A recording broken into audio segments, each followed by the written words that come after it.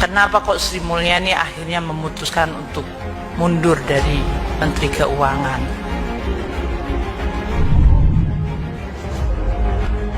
Sumbangan saya atau apapun yang saya putuskan sebagai pejabat publik tidak lagi dikehendaki di dalam sebuah sistem politik di mana perkawinan kepentingan itu begitu sangat dominan dan nyata.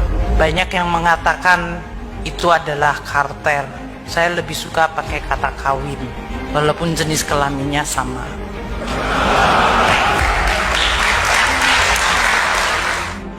Anda memegang kekuasaan begitu besar, Anda bisa, Anda mampu, Anda bahkan boleh, Anda bahkan diharapkan untuk mengebiusnya oleh sekelompok yang sebetulnya menginginkan itu terjadi agar nyaman, dan Anda tidak mau.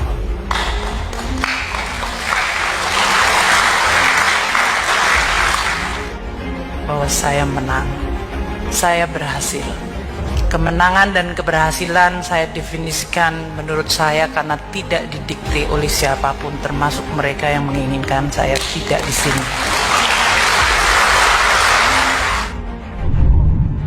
Sri Mulyani tertekan bersama SBY, ganas bersama Jokowi. Karena definisi saya adalah 3. Selama saya tidak mengkhianati kebenaran, selama saya tidak mengingkari nurani saya, dan selama saya masih bisa menjaga martabat dan harga diri saya, maka di situ saya menang.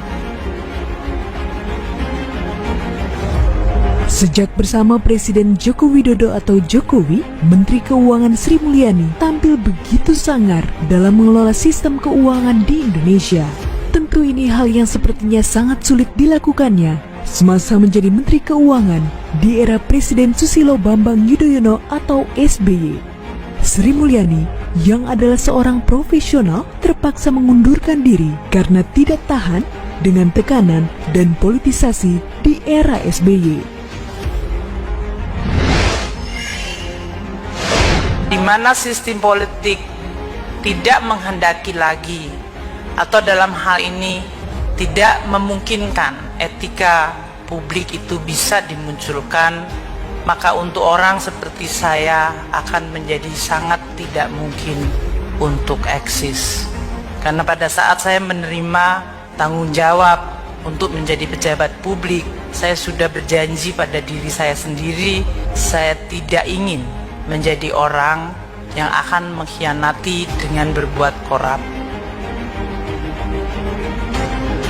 Ketika mendapat tekanan, Sri Mulyani tidak mendapat perlindungan dari Presiden. Itulah mengapa ketika sumbangsinya sebagai pejabat publik di masa SBY tidak lagi diterima akibat terlalu banyaknya kepentingan elit politik, Sri Mulyani memutuskan mundur daripada mengikuti kemauan sistem politik di masa SBY.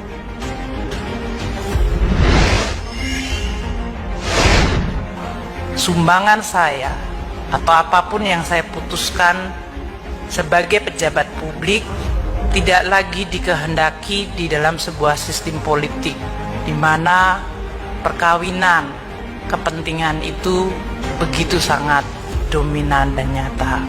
Karena ironinya begitu besar, sangat besar.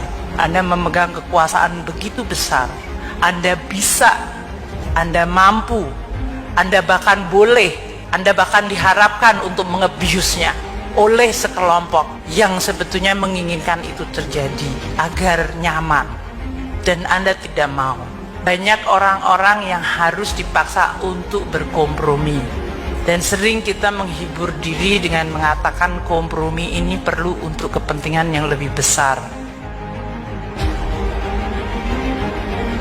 Yang hebatnya dari Sri Mulyani adalah dirinya menyebut mundurnya dia dari kabinet SBY merupakan suatu kemenangan lantaran Sri Mulyani tidak mengkhianati nuraninya dan tidak dapat didikte.